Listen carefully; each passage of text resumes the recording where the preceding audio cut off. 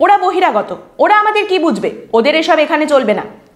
পশ্চিমবঙ্গের রাজনৈতিক মঞ্চে খেলা জমে গেছে পশ্চিমবঙ্গের শাসক দল এবং প্রধান বিরোধী দলের মধ্যে। আর সেই খেলার অন্যতম উপাদান হলো এই বহিরাগত তকমা। দুই দলই এই খেলায় অত্যন্ত পারদর্শী। এবার এই খেলার কথা বলতে গেলে তার আগে একটা জিনিস আপনাকে বুঝতে হবে, আর সেটা হচ্ছে রাজনীতিতে সত্যি মিথ্যের খুব একটা কোনো দাম নেই। একেবারে নস্যাৎ করে দিচ্ছি না, তবে খুব একটা দাম নেই। রাজনীতিতে যেটা সব থেকে বেশি চলে সেটা হলো একটা ন্যারেটিভ, একটা ধারণা। একটা ন্যারেটিভ বা ধারণা তৈরি করে সেটা যদি মানুষের মাথার মধ্যে ঢুকিয়ে দেওয়া যায়, যদি সেটা পাবলিককে খাওয়ানো যায়, আর সেটা যদি পাবলিকের খুব কাছের হয়, ব্যাস মার দিয়া কেল্লা গুড় দিয়ে রুটি। এই মুহূর্তে আমাদের দেশের মধ্যে অনেকের মধ্যে এই ধারণাটা রয়েছে যে আমাদের দেশে হিন্দুদের সঙ্গে যদি কোনো রাজনৈতিক দল থেকে থাকে তাহলে সেটা হলো ভারতীয় জনতা পার্টি বা বিজেপি। এবং অনেকেই সেই কারণে ভারতীয় জনতা পার্টির ছোটোখাটো বড় মেজো সেজো নানান রকম দোষ নিজ গুণে ক্ষমা করে দেন, এই বলে যে অন্যান্য রাজনৈতিক দলগুলো যেভাবে মুসলিমদেরকে তোষণ করছে, বিজেপি অন্তত সেটা তো করছে না। এইটা তাদের কাছে একটা যুক্তি, তাদের কাছে সান্ত্বনা, এইটা তাদের স্ট্যান্ড, এইটা একটা ন্যারেটিভ, একটা ধারণা যেটা তৈরি করা হয়েছে। আর এই ন্যারেটিভটাকেই আরও শক্তিশালী করা হয় এর মধ্যে জাতীয়তাবাদ, ভাষা, এই সমস্ত নানান রকম জিনিস মিশিয়ে, এবং এই সমস্ত কিছুর একটা পাঁচন তৈরি করা হয়। যেমন একটা জিনিস খুব যেটা চলছে আজকাল, সেটা হচ্ছে হিন্দি ভারতবর্ষের রাষ্ট্রীয় ভাষা। এবার একটা কথা বলে বলে গলা ব্যথা হয়ে গেল যে ভারতবর্ষের কোনো রাষ্ট্রীয় ভাষা নেই বাপু, তবুও কোথাও না কোথাও থেকে কোনো না কোনো এক অর্বাচীন এসে বলবে না না ভারতবর্ষের রাষ্ট্রীয় ভাষা আছে, আর সেটা হলো হিন্দি। তাকে পই পই করে সমস্ত বৃত্তান্ত বোঝানোর পরেও সে মাথা চুলকে বলবে, আরে আমাদের মতো এত বড় একটা দেশের কোনো কমন ল্যাঙ্গুয়েজ নেই? একটা কমন ল্যাঙ্গুয়েজ তো থাকা দরকার মাইরি, আর হিন্দি যদি হয় তাহলে অসুবিধা কোথায়? নিজের মাতৃভাষা ছেড়ে দিয়ে মাসির মাতৃভাষার প্রতি তার এই যে এত দরদ, এত ভালোবাসা দেখে যে কেউ লজ্জা পাবে, কিন্তু সে নির্লজ্জের কোনোই লজ্জা নেই।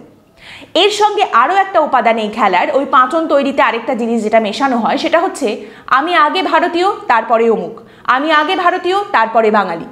কে যে তাকে মাথার দিব্যি দিয়েছে যে আমি একই সঙ্গে ভারতীয় এবং বাঙালি হতে পারবো না, সেটা বোঝা বড়ই মুশকিল।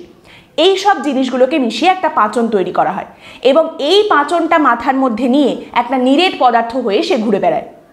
বাঙালির মধ্যে ঐতিহাসিকভাবে দেশাত্মবোধ দিয়ে কোনো খামতি দেখা না গেলেও শেষ কয়েক বছর ধরে বাঙালিকে বারবার হাঁড়ি কাঠে ফেলা হয়েছে।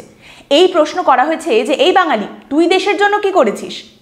বাঙালি দেশের স্বাধীনতা আনার জন্য নিজের প্রাণ দিল, দুই দেশের জাতীয় সঙ্গীত লিখল, বাংলার বুকের বীর সন্তানেরা আজাদ হিন্দ ফৌজ তৈরি করে ইংরেজদের বুকে ভয় ধরিয়ে দিল। আজ গোটা বিশ্বে সাহিত্য, বিজ্ঞান এবং নানান ক্ষেত্রে বাঙালিকে সাদর আপ্যায়ন করা হয়, কিন্তু তারপরেও বাঙালিকে প্রশ্নের সম্মুখীন হতে হয় নিজের দেশেই। এটাই হলো সবথেকে বড় বিড়ম্বনা। অবশ্য বাঙালিদের এই বিড়ম্বনার পিছনে বাঙালিদের নিজেদেরও অনেকটা হাত রয়েছে, সেই গল্প অন্য কোনো দিনে। যাই হোক, এইসব চলতে চলতে এমন সময় দেখা গেল সামনে নির্বাচন, এবং পশ্চিমবঙ্গে তৃণমূল কংগ্রেস দেখলো বিজেপি জাতীয়তাবাদকে যেভাবে একচ্ছত্রভাবে গ্রাস করে রেখেছে তাতে তো ভারী সমস্যা। এইভাবে চলতে থাকলে তারা চাপে পড়বে। অতএব তারা নিয়ে এলো এই খেলার আরেকটি উপাদান, বাঙালি জাতিবাদ। যারা এতদিন ধরে ভুল কবিতা আওড়াতো, পাড়ার মোড়ে তারস্বরে কোলাহল করতো সাংস্কৃতিক অনুষ্ঠানের নামে, তারা রাস্তায় নেমে পড়লো এবং বলতে শুরু করলো ওরা বহিরাগত, ওরা ভুলভাল কবিতা বলে, ওরা আমাদের কালচারটাকে ক্যাপচার করার চেষ্টা করছে।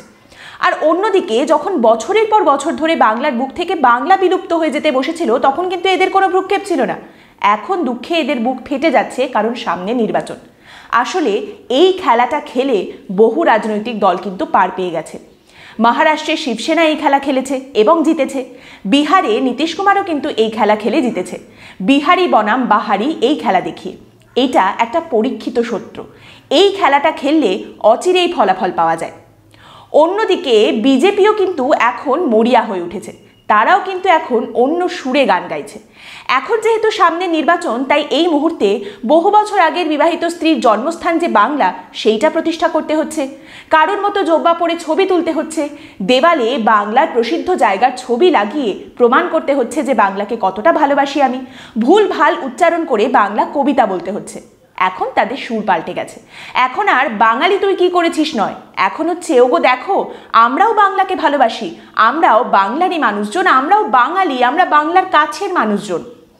আজকে এটা বলে দিতে হচ্ছে যে বাংলার মুখ্যমন্ত্রী বাংলারই কোনো ভূমিপুত্র হবেন, মানে এটাই তো স্বাভাবিক। পশ্চিমবঙ্গে বাইরে থেকে আসা কেউ মুখ্যমন্ত্রী কেন হবে, এই প্রশ্ন এতদিন কিন্তু রাজনীতিতে ওঠেনি, কিন্তু এখন উঠছে। এখন আলাদা করে এই কথা কেন বলে দিতে হচ্ছে যে পশ্চিমবঙ্গের মুখ্যমন্ত্রী পশ্চিমবঙ্গেরই কোনো ভূমিপুত্র হবেন? এটাই তো স্বাভাবিক, এটাই তো হওয়ার কথা, তাই না? দু দলই খুব সুন্দর একটা ন্যারেটিভ খুলে বসেছে, আর সেটা হচ্ছে বাঙালির আবেগকে কি করে ভোটে রূপান্তরিত করা যায়। বাংলার সংস্কৃতিকে পাইকারি দরে হকারগিরি করে বিক্রি করা হচ্ছে।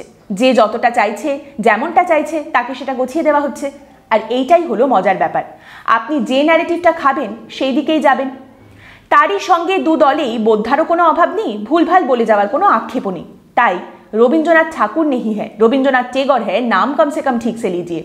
ঠিকই আছে, বর্ণপরিচয় সহজ পাঠের লেখক বদলে যাবে, কিংবা কোনো বিদগ্ধ ব্যক্তির কাজ নয়, তার কতগুলি বিবাহ সেই নিয়ে পাড়াতুতো ভাষায় যাকে বলে খেউড় করা হবে।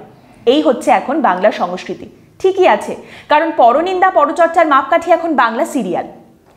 এইটা যেমন ঠিক কথা যে রবীন্দ্রনাথ ঠাকুর কারুর পৈতৃক সম্পত্তি নন, তেমনি রবীন্দ্রনাথ ঠাকুর মাছের ঝোলও নন যে যে যার মতো করে তুলে নেবে, আমাকে একটা গাদার পিস দাও, আমাকে একটা পেটির টুকরো দাও, এই বলে।